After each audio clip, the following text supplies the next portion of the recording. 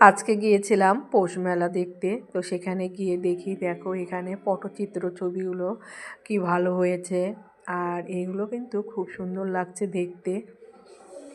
পেপারে ছবি আঁকিয়েছে, চাদরে, এমনকি কাপের মধ্যে, আরও অনেক ছোট ছোট পাত্রের মধ্যে এরা সুন্দর সুন্দর করে আঁকিয়েছে। আর পাঞ্জাবিতেও কিন্তু এরা ছবি এঁকে দিয়েছে।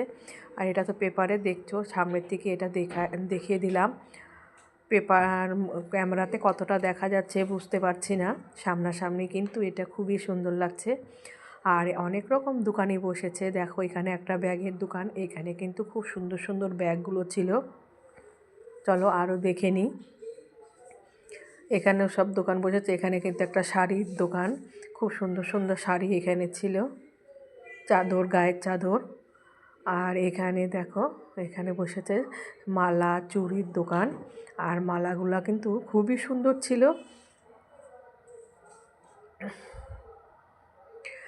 খুব সুন্দর সুন্দর মালাগুলো দেখো, তোমাদেরকে সবটাই দেখিয়ে দিচ্ছি। আর এখানে কিন্তু ঘর সাজানো সব জিনিসগুলো খুবই ভাল লাগছিল দেখতে। এটা কিন্তু সামনের থেকে তোমাদেরকে দেখিয়ে দিলাম। আর চুড়ি মালাগুলো তোমাদেরকে দেখালাম। ঘর সাজানোর জিনিসগুলো কিন্তু খুবই ভালো লাগছিল। দেখো একটা ঘোড়া,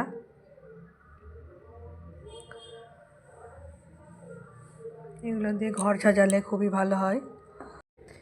ঘোড়াটা খুবই সুন্দর, সামনের থেকে তোমাদেরকে দেখিয়ে দিলাম। চলো তোমাদেরকে আমি আর একটা জিনিস দেখাবো। এখানে আমার ছেলের হাতে আঁকানো ছবি তোমাদেরকে দেখিয়ে দিব। চলো কোনটা আমার ছেলে আঁকিয়েছে, চলো দেখানোর জন্য চলে আসি এইদিকে। এই যে এই রাধা কৃষ্ণটা আমার ছেলে আঁকিয়েছে, এটাও আমার ছেলে আঁকিয়েছে, এটাও আমার ছেলে আঁকিয়েছে। আর একটা আঁকিয়েছে, সেটা তোমাদেরকে দেখিয়ে দিই। এই যে দুর্গাটাকে দেখতে পাচ্ছ, এই যে লক্ষ্মী সরস্বতী, এই দুর্গাটা আমার ছেলে আঁকানো ছবি।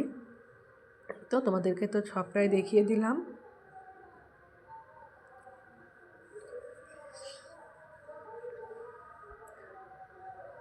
মেলাটা দেখে তোমাদের কেমন লাগলো কমেন্টে বলো, তোমাদের কমেন্টের অপেক্ষায় আমি থাকলাম।